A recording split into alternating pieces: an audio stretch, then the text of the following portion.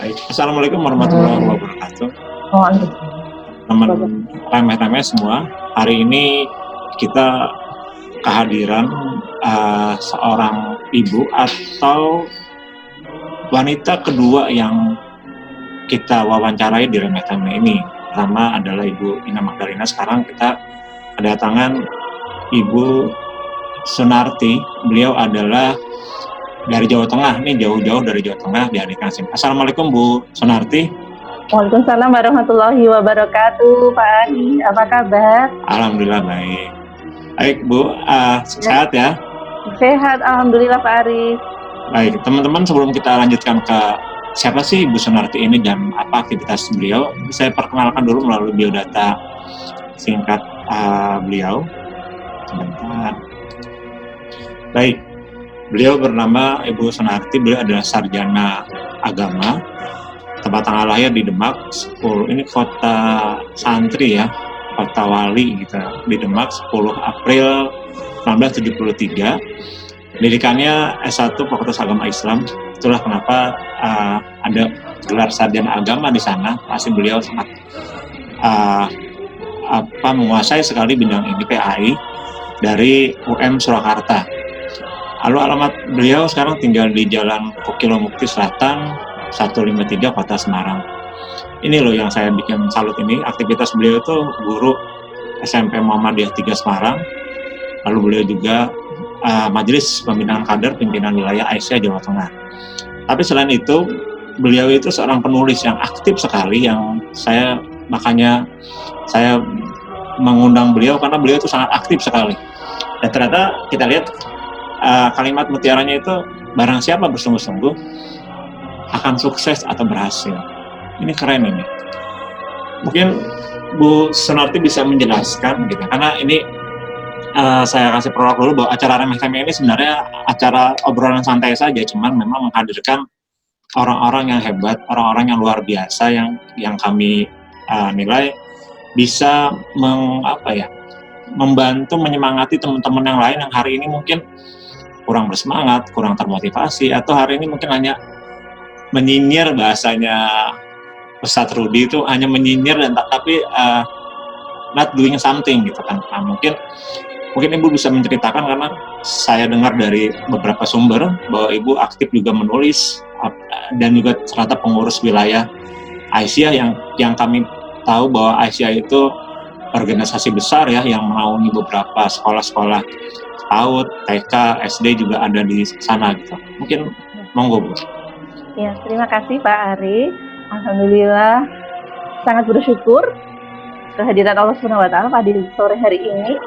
Sebuah anugerah yang terindah dari tim kreatif remeh-temeh Pak Ari dan Kak Rudi yang sudah mengemas acara ini dengan luar biasa. Semoga nanti semakin maju dan semakin jaya dan hebat. Baik, apa yang disampaikan oleh Pak Ari tadi bahwa memang Aisyah sebagai bagian dari organisasi perempuan Muhammadiyah, ibu-ibunya maksud saya, dalam hal ini memiliki beberapa amal usaha Aisyah se-Indonesia. Dari Jawa Tengah sendiri jumlahnya ribuan, di Semarang juga ratusan. Oleh karena itu, lambat laun kemudian Aisyah juga memiliki sebuah kreasi bahwa seiring sejalan dengan Muhammadiyah maka juga mendirikan sekolah Aisyah. Contohnya misalnya sekolah dasar Aisyah di Gemolong. Itu sebagai salah satu contohnya saja yang kemudian menurut perkembangannya alhamdulillah di hati masyarakat itu diterima dengan baik. Demikian Pak Ari. Lalu bagaimana Bu bisa kan ya mengatur waktu lah gitu kan? Iya. Ibu aktif di PWM Aisyah, PWA ya, PWA Aisyah, saya terbiasa PWM gitu. Apa terbiasa mengatur waktu, lalu juga menjadi pengajar di sekolah SMP, lalu juga aktif dalam menulis, lalu pastinya kan ada waktu dengan keluarga gitu kan. Itu bagaimana cara mengatur waktu itu? Iya baik Pak Ari, untuk mengatur waktu tentu saja kita harus memiliki kreativitas tinggi supaya satu dan lainnya tidak tumpang tindih, sehingga antara keluarga, profesi, kemudian organisasi menjadi seiring sejalan. Tidak ada yang dilupakan atau bahkan ditinggalkan.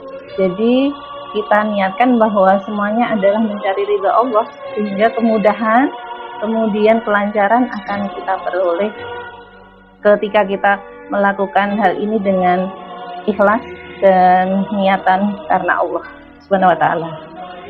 Berarti pondasinya itu ya, pondasinya itu inamal amalu biniat gitu ya. Betul, ya. Jadi semua kembali kepada niat, Pak Ari ya. Niatnya seperti itu. Tapi secara ininya bagaimana Bu mengatur waktu itu?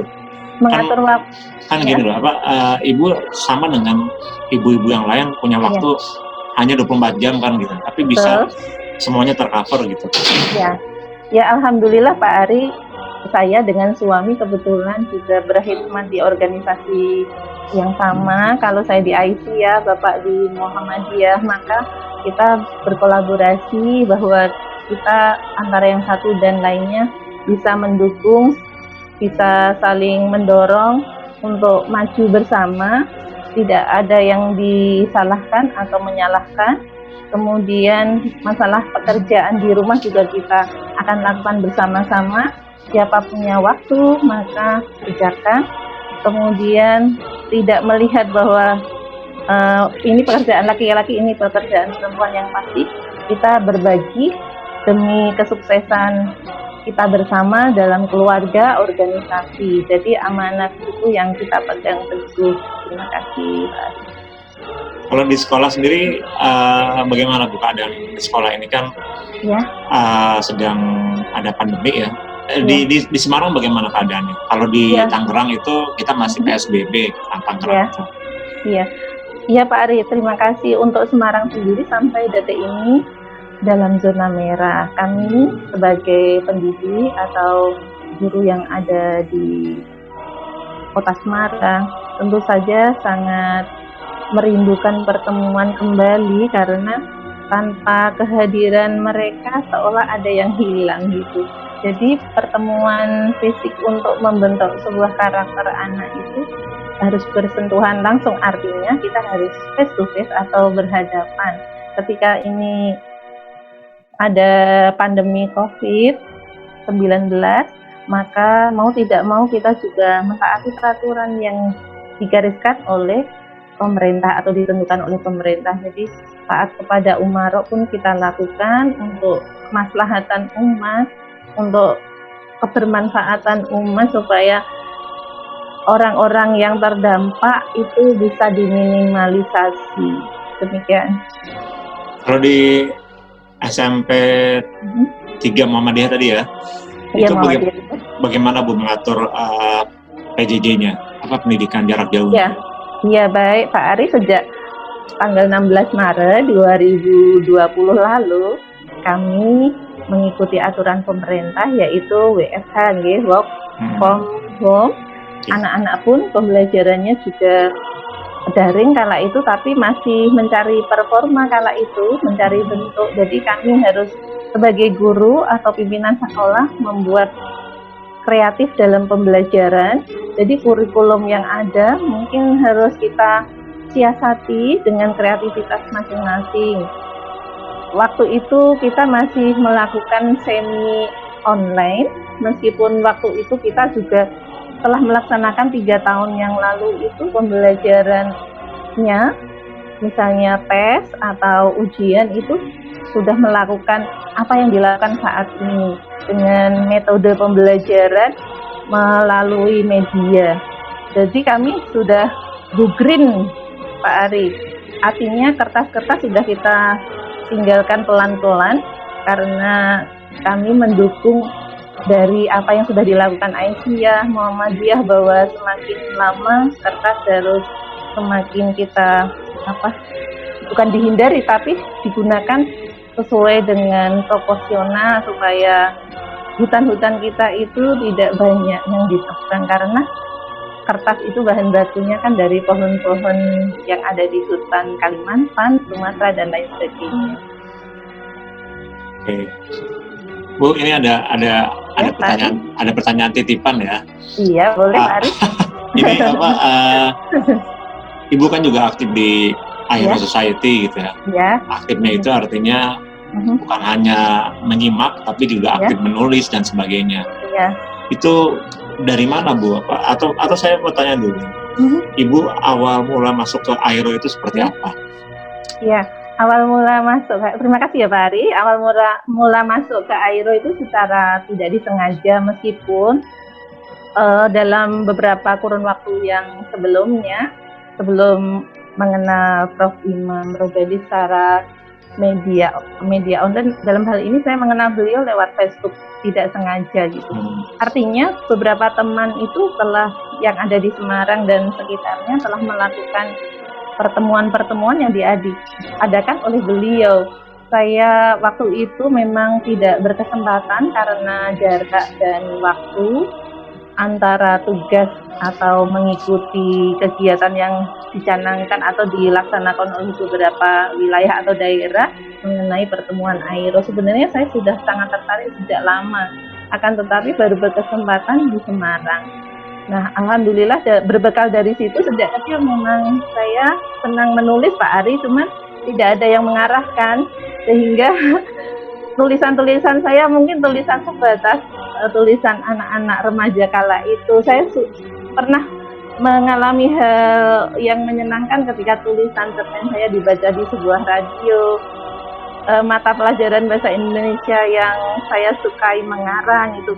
Kemudian waktu di kegiatan mahasiswa, alhamdulillah saya tidak tinggal diam, artinya tidak hanya satu pintu menuntut ilmu, tapi saya silaturahim ke UKM yang kebetulan selain Ikatan Mahasiswa Muhammadiyah, saya juga ikut di Masika, kala itu bendahara di Sukoharjo, Majelis Sinergi Kalam miliknya ISMI.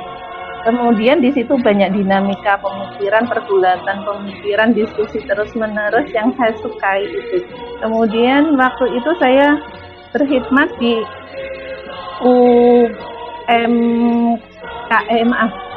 di unit kegiatan mahasiswa pers kampus. Jadi kebetulan pernah menjadi pemimpin redaksi majalah Pabelan.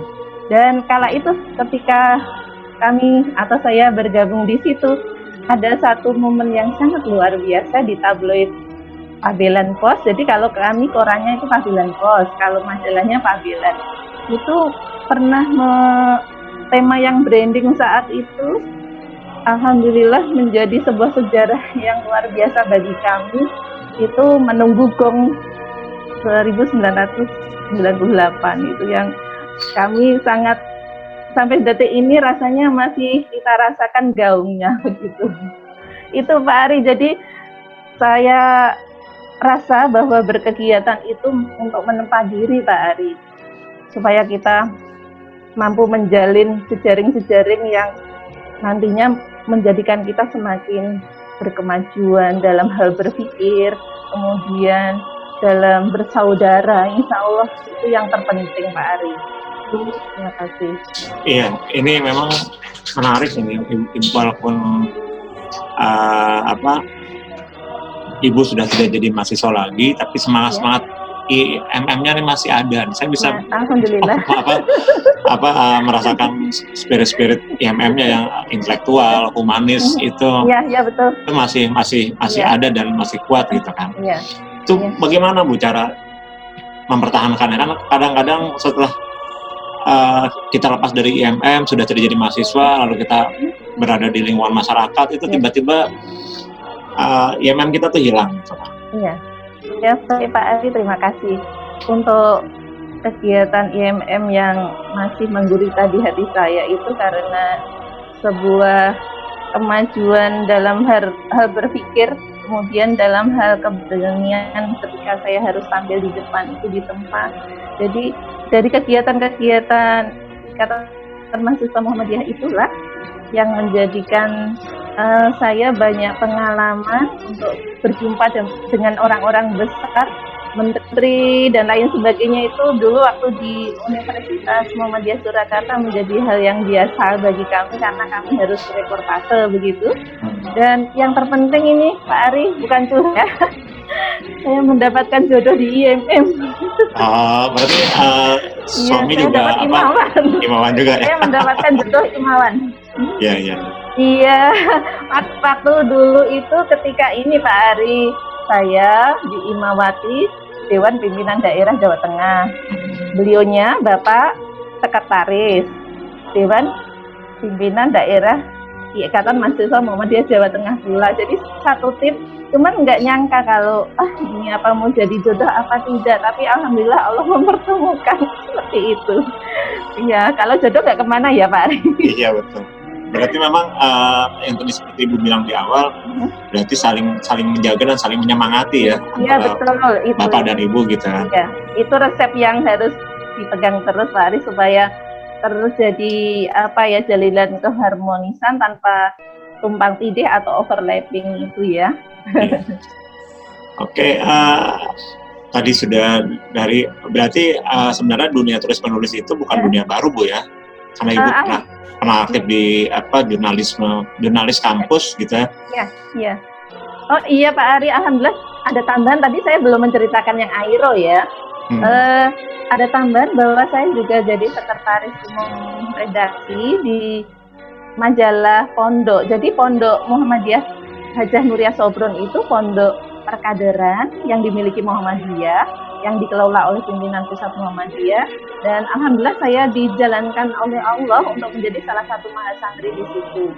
Di sana mulanya ada laki-laki atau mahasiswa yang mereka adalah utusan dari pimpinan wilayah Aisyah maupun pimpinan wilayah Muhammadiyah se-Indonesia. Jadi mereka adalah kader-kader wilayah yang dikirim untuk belajar di Pondok Sobron, kemudian belajar di UMS. Jadi kami itu selain kuliah di kampus juga setiap subuh, ba'da subuh kemudian ba'da isya itu harus bergelut dengan perkuliahan di Pondok Sobron untuk mendalami ilmu-ilmu keagamaan. Lambat laun kemudian setelah angkatan saya itu ada twinning program ya, mereka yang tinggal di Sobron itu mendapatkan 2 gelar atau double degree gitu ya. Alhamdulillah, tapi kami tidak lantas, kok kami tidak ya, angkatan kami kok tidak mendapatkan, tidak apa-apa. Alhamdulillah adik-adik yang ini setelah saya lulus Pak Ari, alhamdulillah ya. Setelah saya lulus dari Sobron, alhamdulillah kan menjadi 6 besar yang dipilih untuk mengajar mereka adik-adik itu mahasantri dan berkhidmat di UMS. Akan tetapi 3 tahun kemudian setelah saya menikah dengan Bapak meminta untuk fokus di Semarang saja, jangan 10 Semarang, nanti capek kasihan begitu. Jadi saya bekerja itu berhenti. Kemudian tidak pernah juga saya bekerja sebagai wakil direktur LPGTK Aisyah kalau 1 tahun di Semarang sebagai wakil direktur bagian kurikulum. Kebetulan itu pengembangan dari Pak Ud sekarang. Kami dulu ingin sekali punya sekolah tinggi pendidikan anak usia dini, sudah mengadakan pengembangan kerjasama ke berbagai perguruan tinggi Muhammadiyah maupun negeri, akan tetapi nampaknya belum bisa terjalin, sehingga stiput yang kita impikan dulu hanya tinggal kenangan. Nanti yang Airo belakangan ya Pak Arya.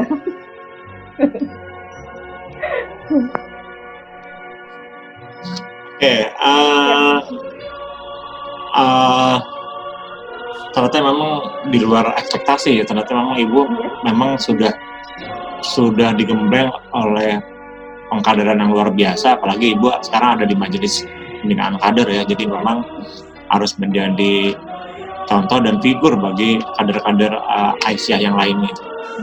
Ini mungkin terakhir dari saya Bu, apa pesan-pesan Ibu buat anak-anak kader-kader yang memang sekarang yang mungkin sedang apa ya, sedang berjuang untuk menjadi sarjana atau yang baru-baru ini untuk menegakkan idealismenya, dan tidak luntur juga dengan semangat intelektualnya gitu kan, dan tetap humanisme itu tetap harus ada. Iya, betul. Bagaimana Bu pesan-pesan Ibu nih buat adik-adik yang sekarang sedang berjuang? Baiklah Pak Ari, untuk masalah pesan dan kesan kepada adik-adik Imawan maupun Imawati yang ada di seluruh Indonesia, saya mengharapkan bahwa perjuangan itu membutuhkan pengorbanan, dan setiap pengorbanan dengan catatan ikhlas, insya Allah kita akan diperjalankan untuk kesuksesan nanti. Jadi jangan takut ketika kita tidak memiliki apa-apa, insya Allah akan terpenuhi oleh Allah SWT. Jadi misalnya kita ber-IMM kok apa-apa kok kurang, mau beli apa kurang, jangan kecil hati. Insya Allah Allah Maha Kaya gitu, akan memberikan apa yang kita minta. Jadi kita posting aja positive thinking. Dan untuk adik-adikku Imawan Imawati, bahwa kalian adalah kader-kader yang nanti menjadi pengganti para pimpinan Muhammadiyah maupun Aisyah ke depannya, bahwa mereka-mereka yang sekarang berada di pucuk pimpinan tidak selamanya akan memimpin, bahwa itu ditentukan oleh waktu atau periode.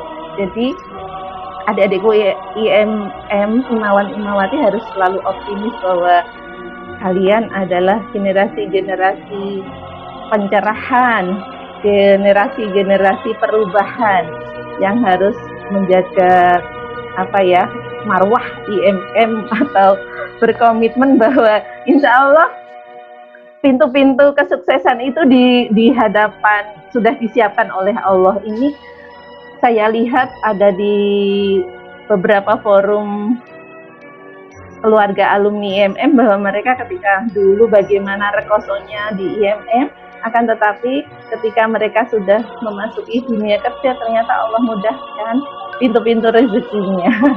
Begitu Pak Arif. Pak Arif boleh nggak menambahkan Airo tadi? Mohon maaf supaya adik-adik IMM juga semangat, gitu. Boleh. Iya, jadi saya itu perkenalan dengan Prof. Imam itu ketika di Facebook. Jadi ini apakah Prof. Imam yang dipisahkan oleh sahabat-sahabat guru forum guru Muhammadiyah ya?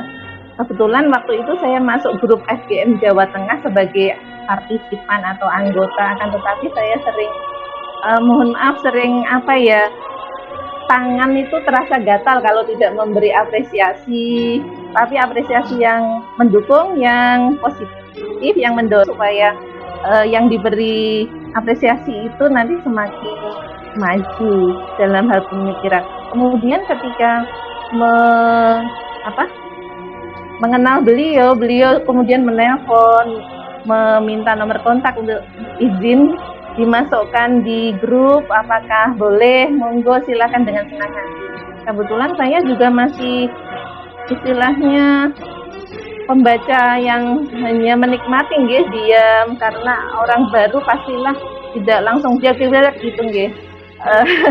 Atasi dulu harus, harus mempelajari situasi dulu, bagaimana harus menempatkan diri sebagai orang baru dimasuk sebuah grup. Ternyata luar biasa, saya berpikirnya alhamdulillah disinilah wadah yang luar biasa, bisa ketemu Pak Ari, Kak Edo yang memiliki karakteristik yang luar biasa dalam ini, karakteristik yang terus membangun, membangkitkan sahabat-sahabat di Airo, sehingga tanpa ada hal-hal yang negatif yang saya temukan.